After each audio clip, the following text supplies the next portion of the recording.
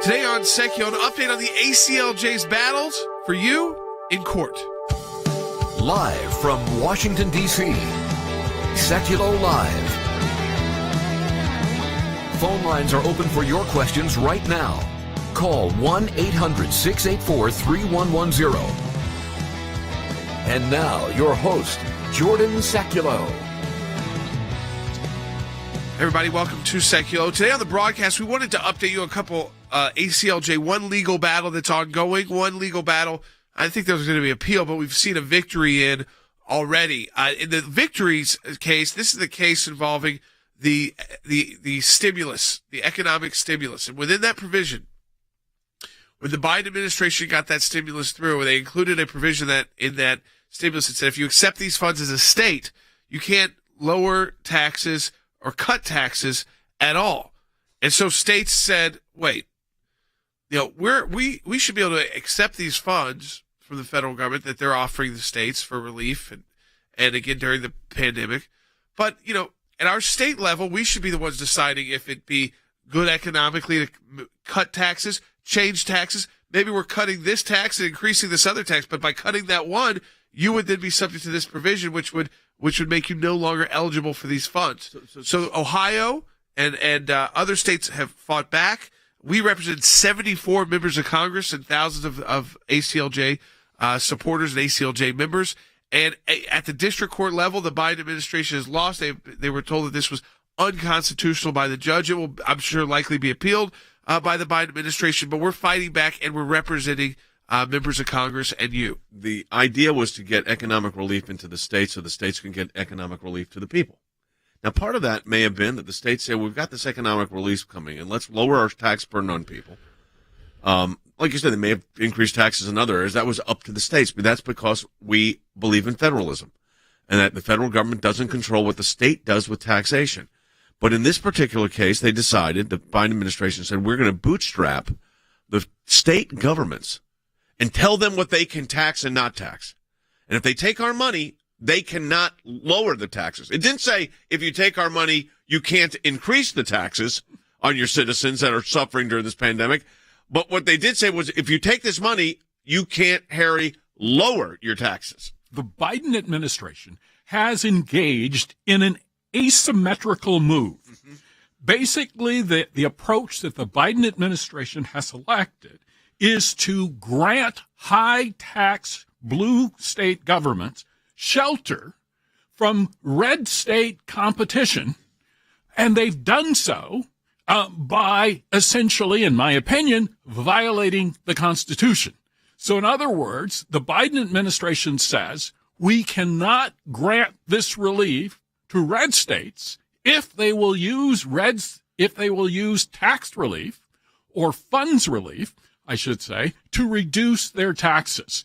And so if you notice, over the last 18 months or so, there has been literally an influx of American citizens, particularly middle-class citizens, from California, from New York, from Connecticut, to Florida, to Texas, to Tennessee, and the Biden administration was very, very fearful that if they granted COVID relief, which was really designed to bail out blue states, that blue states would still lose revenue in the long term, and so they've engaged in essentially an unconstitutional process. I mean, the idea that they would, put a provision, it's basically, and as I said, they were fine. Biden administration, if you wanted to raise tax on people in the middle of a pandemic, that was fine. But don't lower taxes, because that would be bad. And why would the federal government be determining that? We're going to get into what happened on that when we come back from the break. But don't forget, folks, we're able to fight these cases because of your support of the ACLJ. Yeah, that's right. And we have a matching challenge right now at the American Center for Law and Justice the entire month of July. If you support the work of the ACLJ financially, online at aclj.org, you double the impact of your donation. What does that mean? A $25 donation to ACLJ. That's what you're charging your credit card, but it triggers a matching donation. It triggers a matching donation from our group of donors, so they'll match all of the donations in the month of July. So it's effectively like donating $50 to the ACLJ, but only being charged $25. So you really can make a difference with your financial support this month to the ACLJ if you donate online at aclj.org. We'll be right back. in my time in service, both as the CI director and as Secretary of State, I watched the good work that the ACLJ was doing here in the States and all across the world. The ACLJ's work at the UN, overseas with the European Court of Justice, is incredibly important. We have on our team lawyers, non-lawyers as well, that are policy experts. They're all engaged in foreign policy issues. We have been focused on protecting the nation state of Israel, particularly before the United Nations. We don't shy away from the battles that are going on at the UN and just complain about them. We actually try to go in and do something positive and actually affect change. The risk of a incomplete or unsolid relationship within the United States of America and Israel is real. Israel is very important to the ACLJ, and we will always fight for Israel's rights. We had a series of cases at the European Court of Human Rights, primarily dealing with religious liberty. And as Secretary of State, I saw this too. Nations that had more religious freedom were on firmer footing. They had better democracies. America has always been the world leader in religious liberties, in freedom of conscience and freedom of speech. We've taken the First Amendment, and that has been our cornerstone. It's to defend the rights of people of faith and others that are having their rights abused. We not only hold our government accountable, but we hold other governments accountable. You have to keep the battle going when it's not cool anymore, when it's not the number one story on TV. You have to actually be committed to fighting it out, or else you'll never win. The ACLJ's front and center on this. We're in a matching challenge campaign. Any amount you donate, we get a matching gift for. Your support of the ACLJ enables us to do all of this. Go to aclj.org today. That's aclj.org.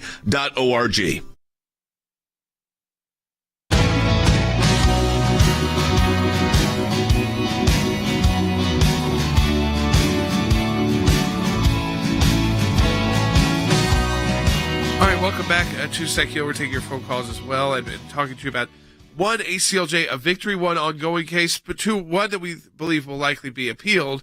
Of course, this is a victory that we were just talking about out of the stimulus legislation trying to hamstring states' ability to cut taxes or lower taxes if they accept any of these stimulus funds.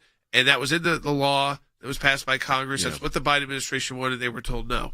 The victory there at the district court level, we represent 74 members of Congress and thousands of ACLJ members, and that likely will be appealed, but it's great to start off in district court with a victory. It's always good to start off with a win. So let's go to Than Bennett, our Office of Government Affairs. Before we talk about the particulars of who we got on the brief and how that happened, let's talk about what this law actually did, Than, that was passed. Yeah. And I think it's just first important to lay the groundwork of the political atmospherics that were happening. Remember, there were 6 stimulus bills passed during the pandemic. Jay, the first 5 of them that were passed during the Trump administration, all of them were widely bipartisan. Republican administration worked with Democrat members of the House and the Senate.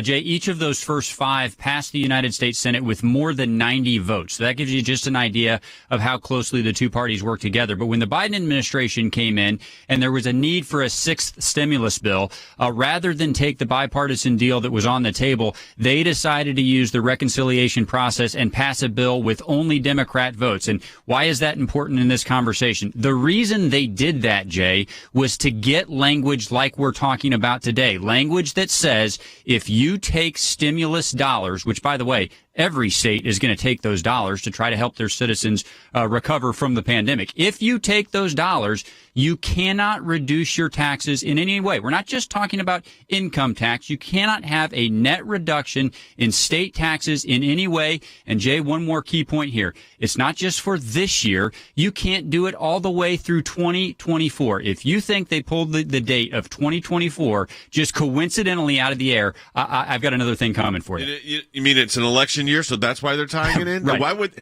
this is where they do these things, and it's so transparent what they're doing. I mean, you don't have to be a degree in political science to figure out what's going on here. But why would the federal government tell, let's say, Tennessee or Georgia or New Hampshire, here's the money, and you could raise taxes on your people during a pandemic, but you can't lower them? And does that make any economic sense? No.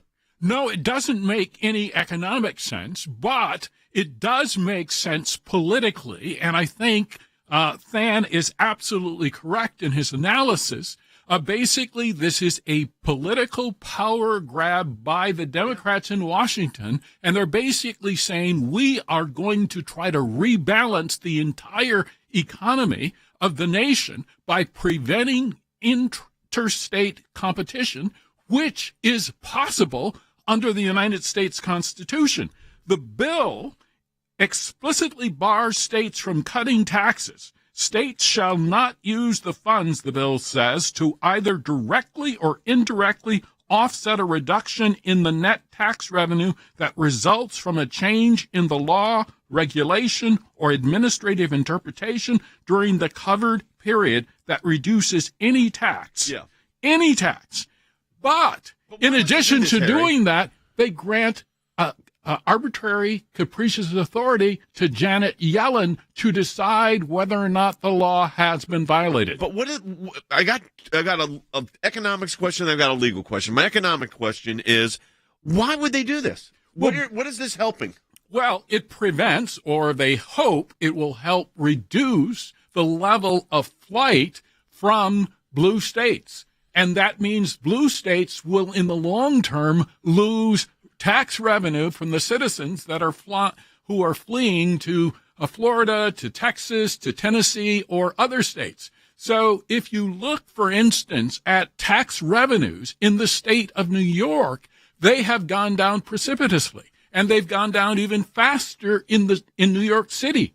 Now, there are many reasons for this, including a surge in crime and other problems, but basically, the Biden administration has said, what can we do to slow this flight? And what is the political advantage here, Jordan? Is this to not have demographic shifts in these states?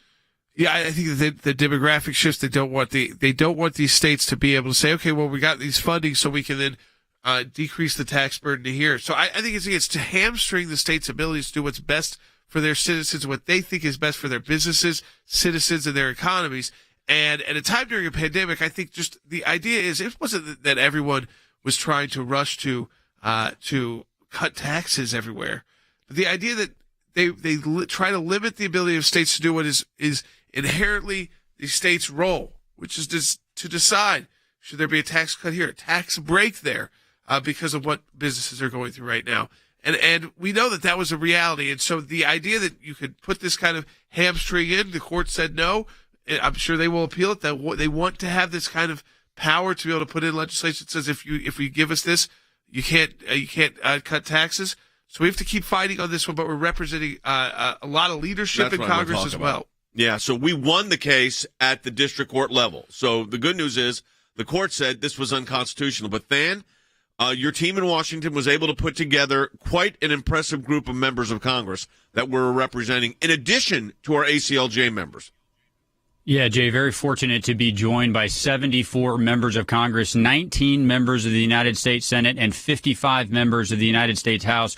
Jay, if I could just quickly mention a couple of them, because we selected the leads here specifically for a reason. On the House side, you had Jim Banks, who's the chairman of the Republican Study Committee. He was a co-lead. In the Senate side, Jay, you had two co-leads. These are very important. The ranking member of the Senate Finance Committee, Mike Crapo. This is the committee with jurisdiction over this program. He co-led the brief. And then this goes to Jordan's point about other tax reductions, not just tax cuts, tax reductions. Tim Scott from South Carolina co-led this brief with us. Jay, as you know, he's a champion on the issue of school choice. Think about this. Any time in the next 4 years, as states are trying to deal with how to educate children coming out of a pandemic, if they pass any sort of school choice measure that results in a reduction in state taxes, that would trigger this provision. That's why Tim Scott was on the bill with us. Jay, one other name, Steve Scalise, the majority whip in the United States House, is also on this brief. So 74 members in total, a very strong showing. No, I think it's fantastic, and the court's conclusion was also fantastic, saying that this was totally unconstitutional what they did. But as Jordan said, that battle's not over, because what's going to happen now is going to be an appeal to the U.S. District Court for the District of Columbia. Yeah, I mean, so this will continue.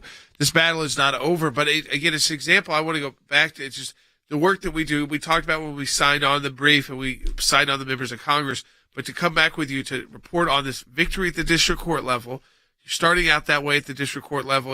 Obviously, it will make its way through the Court of Appeals. But ultimately here, it's about putting down markers, saying, when are we going to fight back against this administration's overreach, trying to take advantage of our, during a pandemic, of states' abilities to be flexible, if they so choose, if the legislatures of those states so choose to, maybe, and again, you could say, right, we're going to cut taxes to this business or tax, or to this industry. Right, this industry, because they need it right now, but we're also going to raise taxes here, or the property tax is going to go up, or sales tax is going to go up, and they have no problem with going up.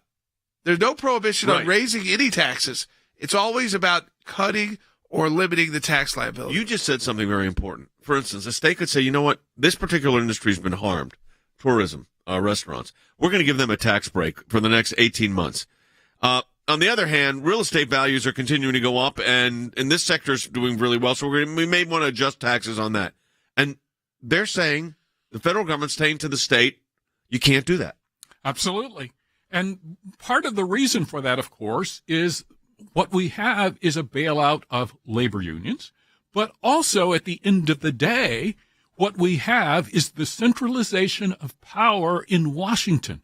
Washington believes that it knows best. It knows best with respect to state taxing authority. It knows best with respect to state election security laws, election integrity laws. It knows best with respect to time, place, and manner regulations with respect to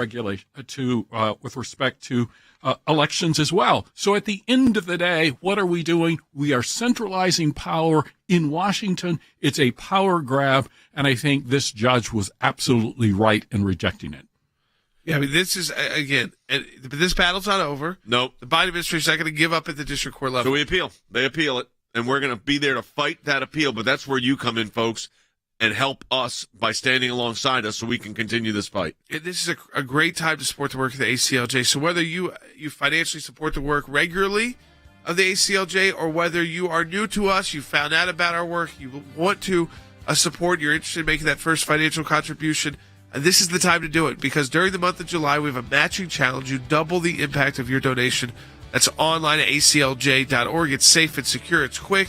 You make a $50 donation right now at aclj.org. That is effectively like $100 for the organization, because we have a group of donors. They say the entire month of July, we will match the donations that come in. We will match every donation that comes in. So you double the impact of your financial contribution to the ACLJ. I mean, think about $200 donation. It's like $400 for the ACLJ if you make it during the month of July. We'll be right back on Sekulow.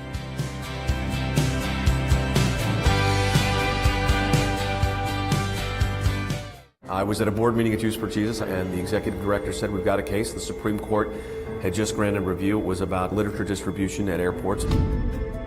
We wanted to have the Bible study meet in the school, but it turned into a problem when the principal said, no, you can't have it. I told her that I wanted to sing Noel, and she said, the principal said that we can't have anything to do with Christ in our songs. We marched around the country defending evangelism in Chicago, in Boston, in New York, Atlanta, Texas, Southern California, Northern California, and points in between.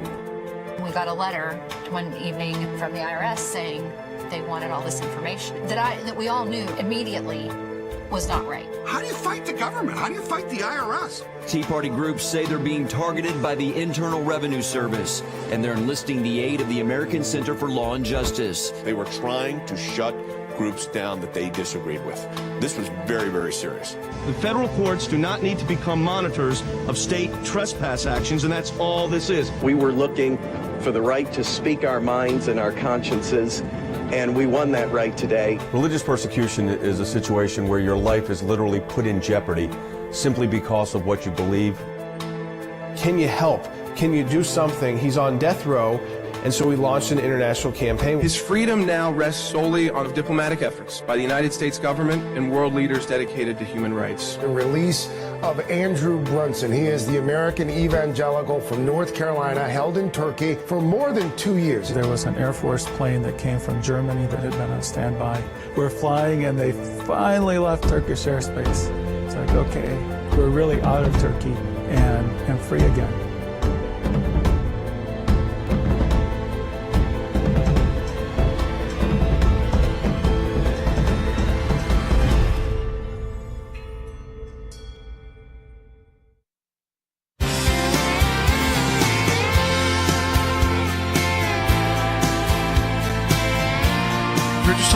ACLJ victory at the district court level in federal court, that involving fighting back against the Biden administration. Another ACLJ case, this has been a long-term battle out of Florida involving legislative prayer, but at the local level, and dates back to, again, 2014. The city of Ocala experiences a crime wave.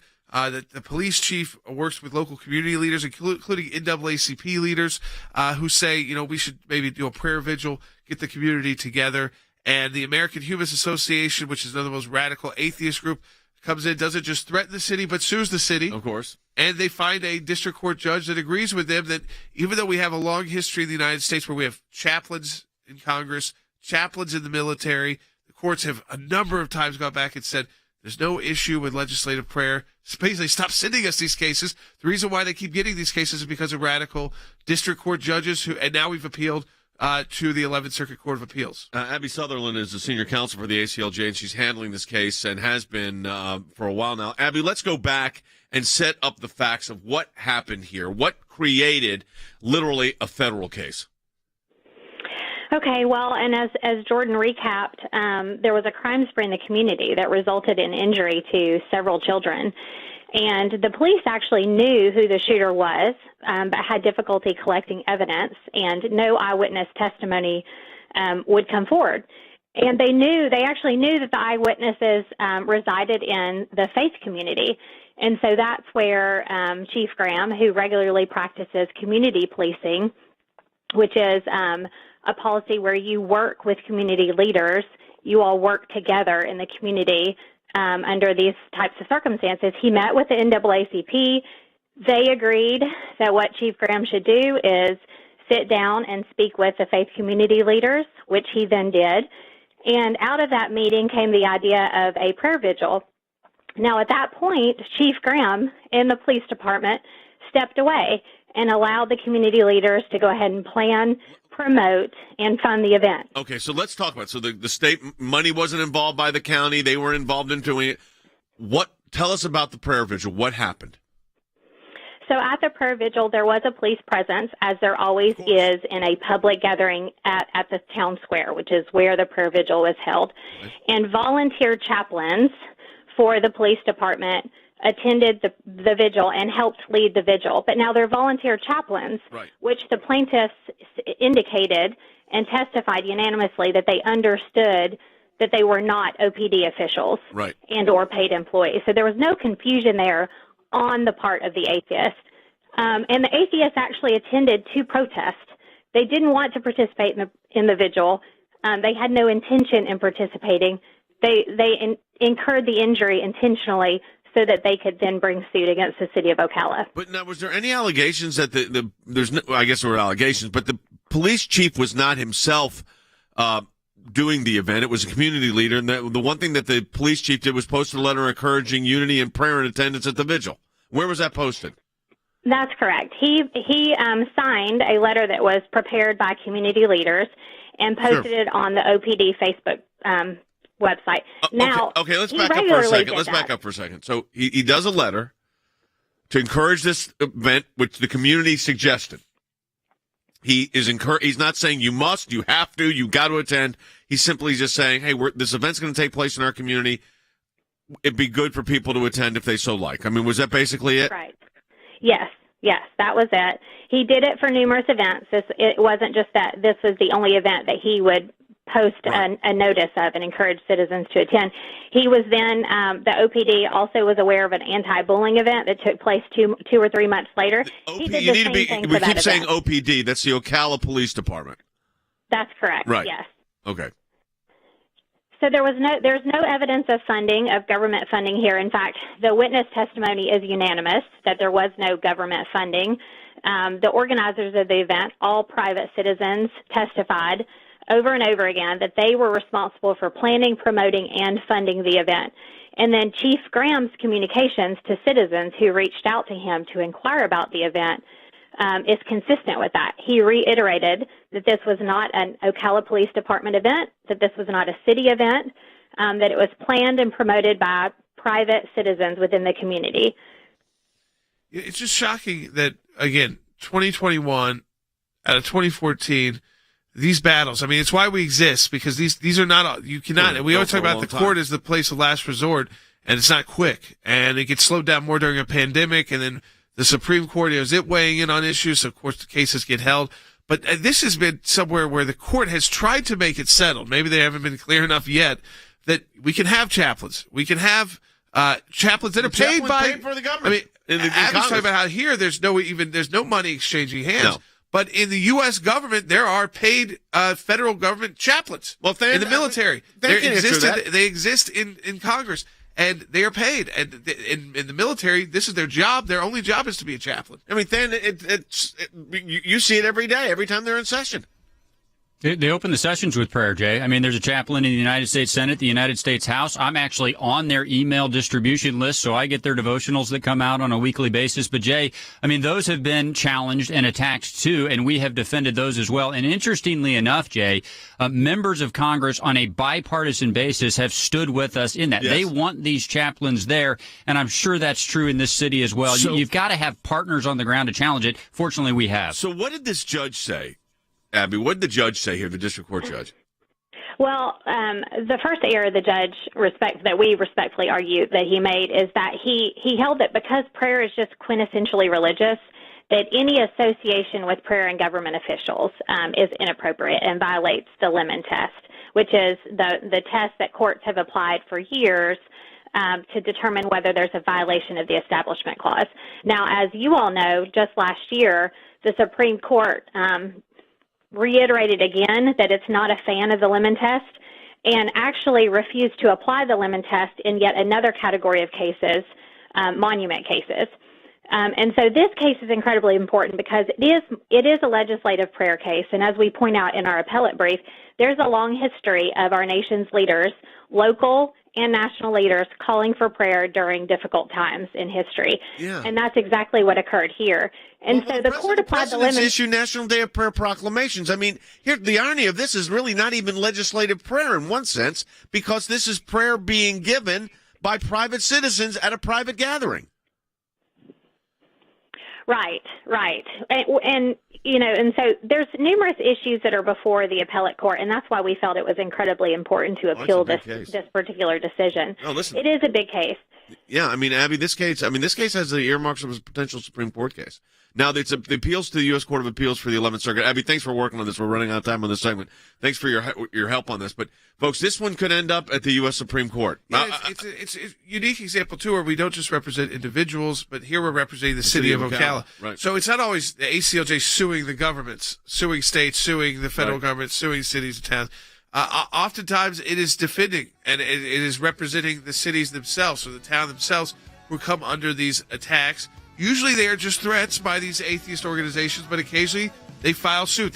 Maybe they do something about this judge, and this judge in this district could be more friendly to their radical position, so they were willing to file the lawsuit. But we have to defend, again, this idea of legislative prayer, of chaplains, that anytime they can, these groups, they want to get all that removed. They want all that gone.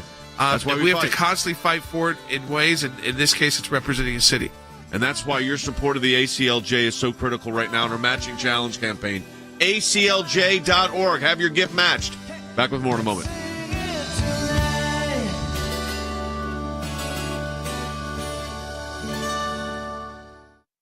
Here's what I want to say to our ACLJ members, or for those of you that enjoy watching this broadcast. Whether it is going after the deep state, whether it is litigation that we're engaged in, whether it is defending the persecuted church and getting individuals out of prison because of their faith in other countries, whether it's training lawyers to fight for religious liberty, not just here in the United States, but around the globe, whether it is producing a daily, 5 days a week, 1 hour live television and radio broadcast heard on thousands of radio stations, on TV platforms, on social media platforms. Your support of the ACLJ enables us to do all of this. We want to encourage you to support the work of the ACLJ. And when you do that, you're supporting our production teams, our videos, whether it's that kind of production and other things that we are working on. The ACLJ is front and center on this. We're in a matching challenge campaign. Any amount you donate, we get a matching gift for. Go to ACLJ.org today. That's ACLJ.org. Live from Washington, D.C., Sekulow Live. And now, your host, Jordan Sekulow. So as we were just talking about on the broadcast, one ACLJ victory at the district court level. We represent 74 members of Congress, thousands of you, in the fight against the Biden administration. The idea that the stimulus funds, they could limit states' abilities and ban states, prohibit states from lowering or cutting taxes if they wanted to accept any of these stimulus funds. The courts have agreed that that is unconstitutional. It's the state's role to decide if it's proper to do a tax cut or a tax benefit to someone, and that's not going to be that federal government can't hamstring the states that way. We also talked about a case out of Florida where we represent the city of Ocala and their fight for a prayer event that a court deemed unconstitutional. We're fighting that at the 11th Circuit Court of Appeals, representing the city. And you may have noticed at the ACLJ, we've launched a campaign. This is during the pandemic, but it's something we believe is very important because of the current administration, and it's the ACLJ More Than Ever campaign. So now more than ever, we believe that the work, the expertise, the team that we have at the American Center for Law and Justice is needed. On one of these issues is education, specifically on school choice. But one thing that happened during the pandemic was that when we launched our school choice initiative on education, the pandemic hit and people were starting to have real issues with school districts. We assisted over 1,000 families with various issues. I mean, from food issues, childcare issues, to not having the right internet ability or the right tech, the actual hard tech where they needed laptops or tablets to be able to continue their education. And you get the credit for seeing this, Jordan, because it was early on, and Jordan led this initiative, and it started out where we thought we would be helping a couple of dozen families around the country. It ended up being, I think we got inquiries of multiple thousands. Yeah. We actually helped, I think, 1,400 families or something close to that. And it was, as Jordan said, everything from computer access to these kids in the inner city, that's where they got their meals. How were we going to get those delivered?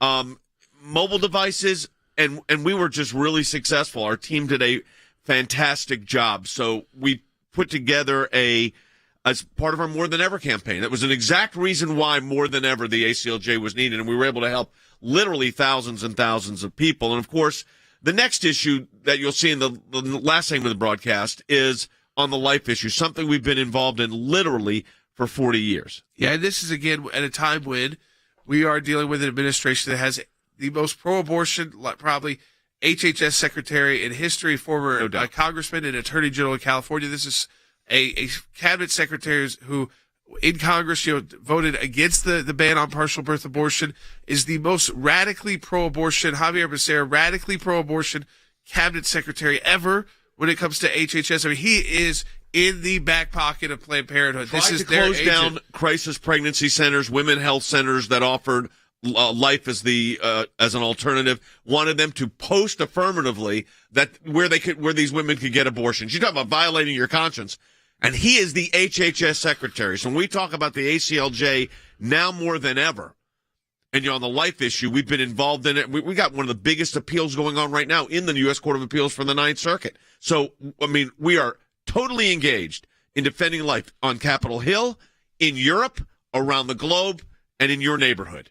That's how aggressive this is. And that will show in this, what you're going to see in the last segment of the broadcast, in our Now More Than Ever series, which is going to be available for people to actually see. It's a whole series we're putting together over the next several months. That's right. And so you can check this out today on the broadcast as well, kind of get a peek at what we're working on with this More Than Ever campaign. It's a great time to support the work of the ACLJ, and we really do believe this, the ACLJ More Than Ever. We have a matching challenge at aclj.org. You can double the impact of your donation. Yeah, and we have the morethanever.com is also a website that will have these videos posted. And there's going to be a number. I think they're talking about 6 to 10, I think, what they're looking at. That's morethanever.com. But as Jordan said, we're also in a matching challenge campaign.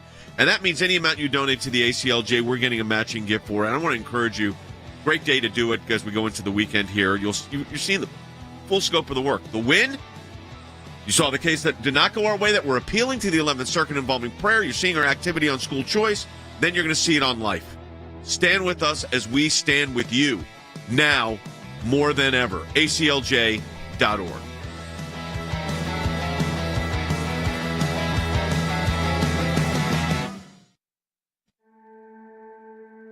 We've been working on school choice and defending it in court for decades. Jordan Sekulow told us that hundreds of families had contacted the ACLJ about suing school closure districts. Coming to the education system was not a new move for the American Center for Law and Justice, for the ACLJ. We've been doing it since our founding. School choice has been an issue that we have keyed in on, and we've argued all the way to the Supreme Court for decades, not just one decade, but decades. And now we're starting to see real results when it comes to school choice. What we learned very quickly from many parents who were reaching out to the ACLJ is that their child had been left behind. I'm very interested in creating a foundation of education for those folks in the middle income arena, as well as kids living in poverty, kids like myself who perhaps live in the wrong zip code, going to underperforming schools. I'd love to give parents the tool of choice.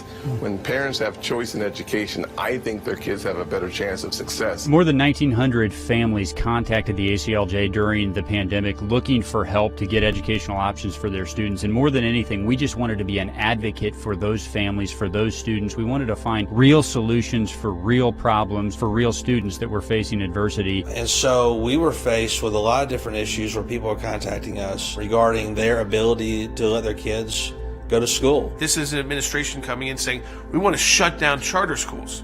We want to only have public school options and then private schools for those who can afford it, which most of their kids go to. The ACLJ occupies a very special space. There are lots of other places that do lots of important work for America, but the ACLJ has taken up a lane which is irreplaceable. The More Than Ever campaign is all about reminding Americans that now we need the ACLJ more than ever. Tonight, U.S. cases of coronavirus more than doubling, with 2 new cases in Southern California and 1 in Maricopa County, Arizona. The CDC confirming all 5 patients in the U.S. had traveled to Wuhan. But what happened with the pandemic, obviously everything changed. So you had the need for alternative school situations, which involved everything from school choice to, during the pandemic, getting special needs of students met by their counties. There were just scores of students who were left behind during the pandemic. There were countless students that did not thrive in a virtual learning setting, and they did not have the means to select different alternatives, to either hire a tutor or to find an alternative way of learning. Schools were saying, we're going to go online. But these people didn't have internet at their home, couldn't afford it, didn't have iPads for their kids. Some parents lacked resources, basic resources, such as internet or computers. We literally had school children who were sitting on curbs near police cars in order to steal the internet from the police cars so that they could complete their assignments. Not every student has equal opportunity in the sense that there's a huge digital divide in this country. So if you are in a rural environment or rural school district, in some cases do not have access to rural broadband. It also has significantly hurt our students with special needs and disabilities. Children with special needs have special rights under the law, and one of the things that they have the right to is an individual education plan. And many of the children in this situation during the pandemic were not having that individual education plan administered. We were able to come alongside families and make sure that school districts found a way to give those children educational options during the pandemic. So I'm very proud of the role that the ACLJ played. They were trying to pass, what happened was it was this kind of like broad-based, one-size-fits-all approach to education when you had special needs students that had special needs. And the county had the resources to do it. They just weren't forthcoming. And that's why we went aggressively on that issue. One of the things that we want to impress upon people is the need, especially during this pandemic, to get kids back in school. That's very important for us, is to make sure that children are back in school, provided, of course, that the environment is safe all around. Should parents have the option to use the tax dollars that are allocated to their child to send them someplace else that is open if they want them in school? We need to get our schools back open again. We're the most innovative nation in the world. We can do it. If your school isn't opening, don't accept it. It's your child, it's your money. Why should you pay for a service you're not getting? Reopen schools or give me my school money back. We know the harm that's being done to everyone, adults and children, from this isolation that so many people have felt, depending on what state or school district you live in. And that's the whole problem with our education system. It shouldn't be about where you live or what neighborhood you're in, about how good of an education your kid gets. We are not having a problem based simply on resources. We're not having a problem based on zip codes. We are having a problem based on imagination. We're having a problem based on the circumstances that the adults find the kids, not that the kids find themselves. So if we teach to where we want them to go, as opposed to dumbing it down, we'd get high-performing students and high-performing schools in the poor zip codes. The best way to serve underserved communities, especially minority communities, is allowing for school choice so the parents have real options as to where to send their kids to school. We have a lot of people, there's a lot of ACLJ supporters who get nervous when they hear school choice. They say, well, what does that mean? Does that mean that the public school I like, does that mean they're all going to go away? I'm a teacher. Does that mean my pay is going to be decreased? And so they get nervous. So we believe that there has to be a lot of education done on school choice. Keep in mind, during the pandemic, a significant number of schools were closed entirely. This put a disproportionate burden, particularly on lower middle class families and poor families who often lacked resources. Had it not been for education, I would not be sitting here today. I think of education as the gateway to the American dream. I want to open that gate wider for kids living in poverty, wider for those folks in middle income America who are sandwiched. Think about it. The folks who are taking care of their parents and their kids, they need access to a better education system that sometimes they cannot afford. Why not give more parents choice? That would lead to revolution. This is a way you could actually take care of people who are suffering and are in some of the lower income areas and could really use school choice. As we emerge from the pandemic, parents are realizing just what their students have been being taught. And honestly, over the pandemic, there were countless school districts that took that opportunity to revamp the curriculum that they are teaching to their students. And so I think now more than ever, parents are waking up to the reality that they need to be at the forefront of making educational decisions. People really aren't there yet. You'd think they would be, but we're always surprised when we do our radio show, which helps us kind of get a sense of where people are. They get very nervous. And that plays right into the hands of the teachers' unions, who are then indoctrinating your kids with whatever they want. The influence of teachers' unions that at times seem to care more about their own agendas than the safety and the education of our children in the school systems. I am calling upon members of both parties to pass an education bill that funds school choice for disadvantaged youth, including millions of African American and Latino children. The Department of Education under President Trump was in favor of not only school choice, but a variety of choices within that school choice. These families should be free to choose the public, private, charter, magnet, religious, or home school that is right for them. So you had magnet schools, charter schools. There was just multiple educational opportunities. I think Betsy DeVos did a great job. Joe Biden is 100% against school choice. If I'm president, Betsy DeVos's whole notion from charter schools to this are gone. So that's a huge challenge we face pre and post pandemic. I think our efforts have to be ramped up exponentially during this administration. The idea of school choice and the ability to have options for parents was something that the Trump administration understood well and put those thoughts and policies into concrete action so that there actually could be movement on those issues. We're already seeing a regress. As soon as you take away local control, as soon as you federalize everything, which is what's happening under the current administration, things change. And education is best served by the local community. School choice is winning across the country. Parents, students, even school districts are realizing that giving parents more options is the way to accomplish this. I think the pandemic has changed a lot of minds. In fact, I know it's changed a lot of minds on school choice. People are fed up. We have been fighting for school choice. We've been fighting for religious liberty within public schools.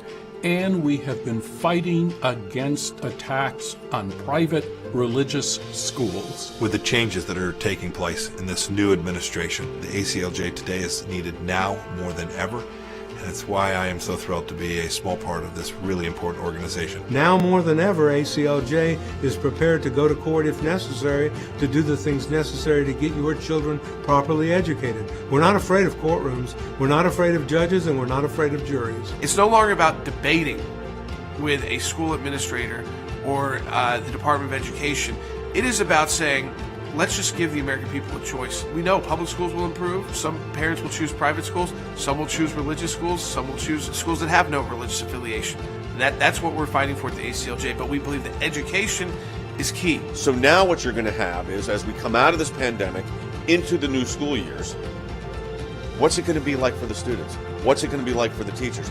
How are the schools going to operate? Are they going to fall into their old habits? And the answer to that is not if we can help it. And that's why we really believe that the ACLJ on the education front is needed now more than ever. We have an opportunity here. We have to seize it.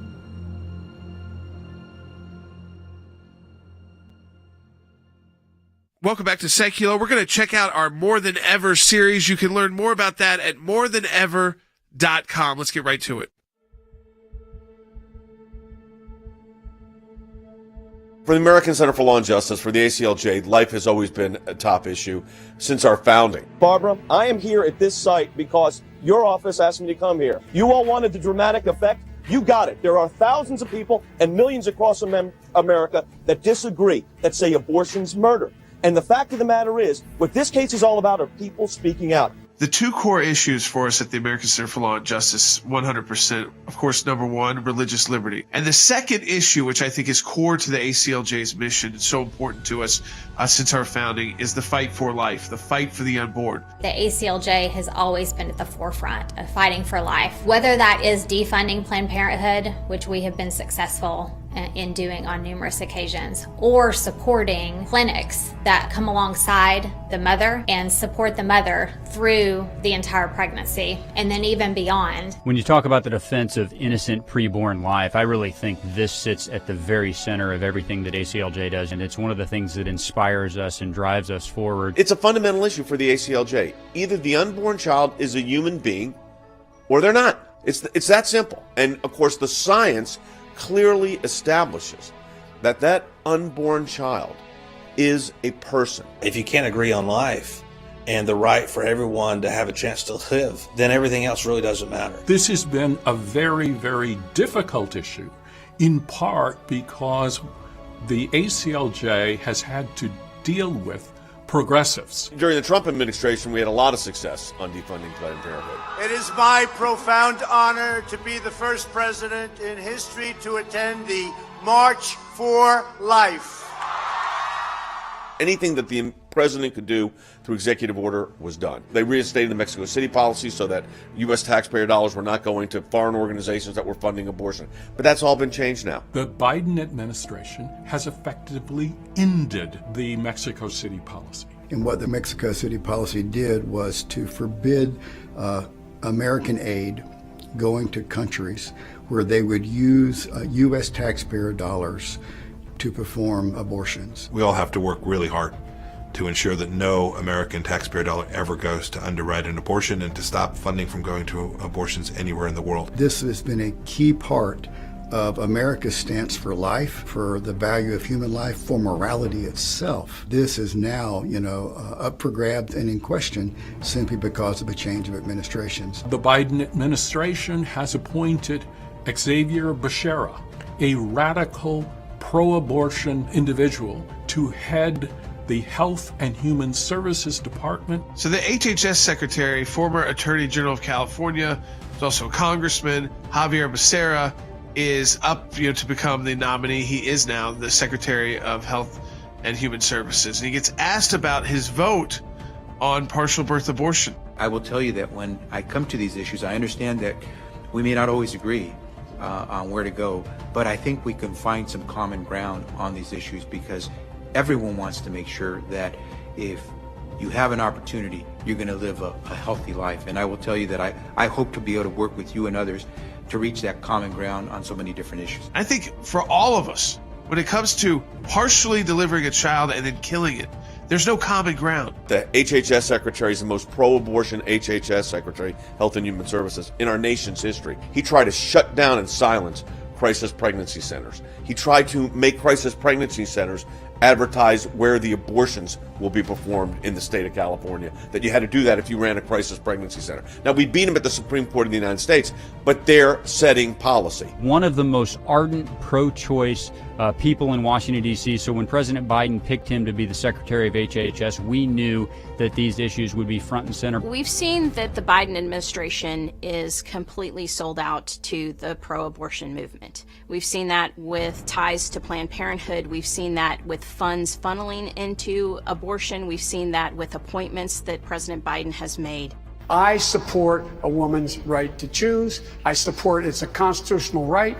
I've supported it. I will continue to support it. And I will, in fact, move as president to see to that the Congress legislates that. All of our pro-life work that we do at the ACLJ is more critical now than I've really ever known it to be. It starts here at home with the United States government, holding them accountable, holding the Biden administration accountable so that all Americans are able to have faith in their government. People think, well, if Republicans are in charge, then, it's the Republican Party platform is pro-life, so it would be easy to defund Planned Parenthood. But that's not really how Congress works.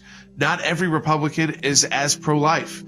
When you have a pro-life president in office controlling the executive agencies, that's where you can really see some movement. And we saw that under President Trump, who said, let's look at all of my executive power and do everything we can. Now, here's the good news. They are setting policy, and that gives us the opportunity to go to court to challenge those policies. And we have a conservative Supreme Court. Now, the great test on how conservative that court is about to happen. My hope and prayer is that it is.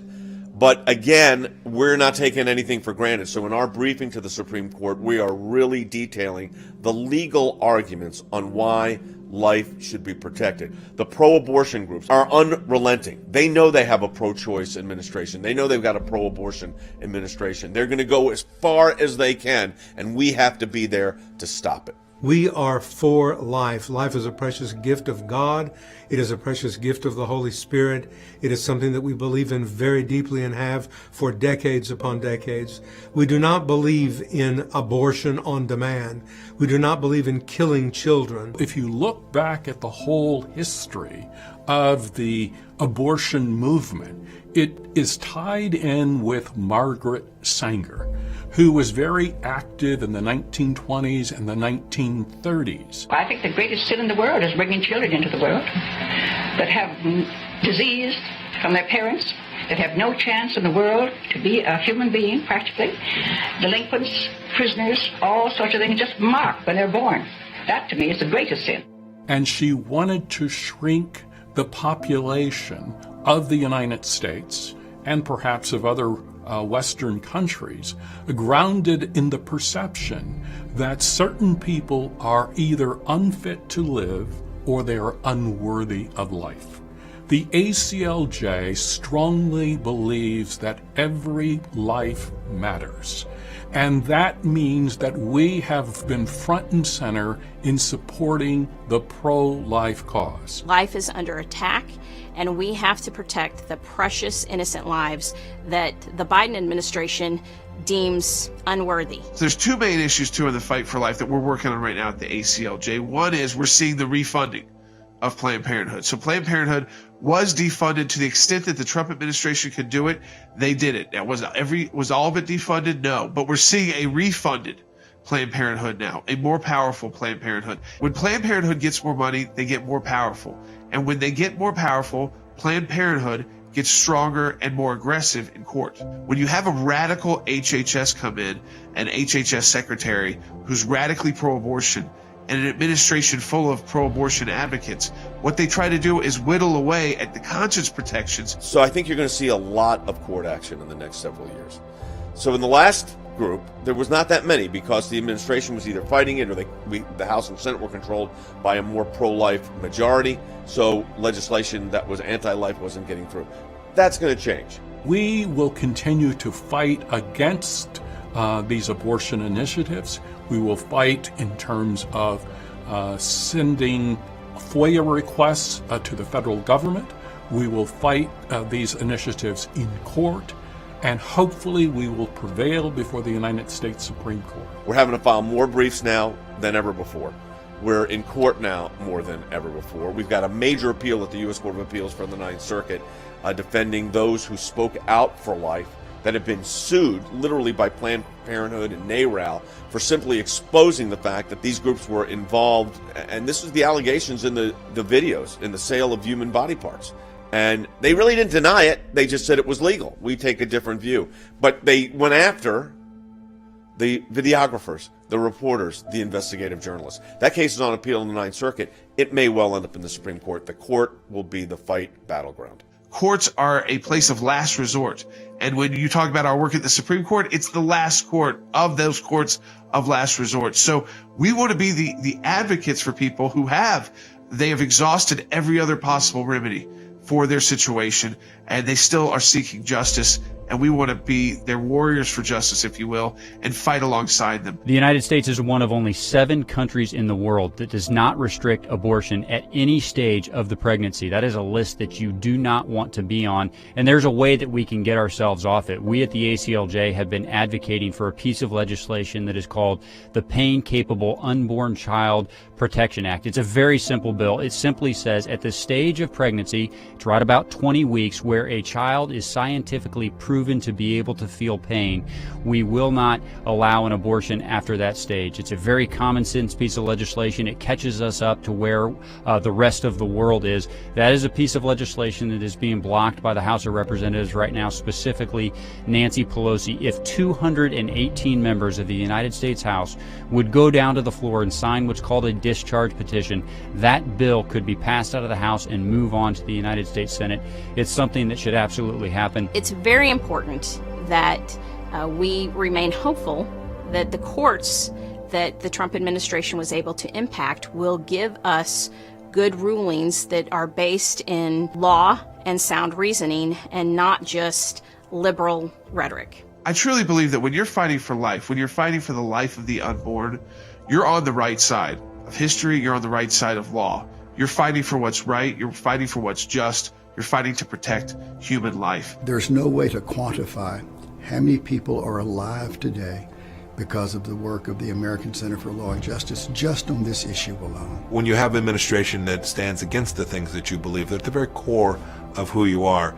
We each have a unique responsibility to be the loyal opposition, to work desperately hard to redouble our efforts to make sure that the things that we care about, the policies that we propose, and protecting the unborn, protecting every life from conception to natural death becomes even more urgent, and the work that the ACLJ does becomes more important now than it could ever have been in an administration that was more favorable to its policy preferences. I will tell you this, this is an area where we've seen tremendous progress, and we've been helped on a lot of areas. In the courts, we've been very successful. The media has put a spotlight on this, and conservative media especially has brought this to kind of the forefront. Startling revelations tonight that could put some in the abortion industry in a most uncomfortable position. It has to do with what happens after that procedure. There is a legal side of this. Harvesting organs, fetal tissue like this, is illegal. And then you went from the kind of the protest movements of the 1980s and 90s, where you had a lot of protests against abortion, which were important to raise the issue, to the technology increase within the medical community. I'll never forget, my brother-in-law, who's a radiologist, said the technology will get so good, the imaging will be so great, that when you see the child at 8 weeks, 10 weeks, whatever it might be, there's going to be no debate that this is a human being, this is a person. And that is absolutely correct. So for us, fighting for life is a top priority, and I believe it's one we're winning successfully. We're also in a matching challenge campaign, and that means any amount you donate to the ACLJ, we're getting a matching gift for it. I want to encourage you, great day to do it because we go into the weekend here. You're seeing the full scope of the work. The win, you saw the case that did not go our way, that we're appealing to the 11th Circuit involving prayer. You're seeing our activity on school choice. Then you're going to see it on life. Stand with us as we stand with you now more than ever. ACLJ.org.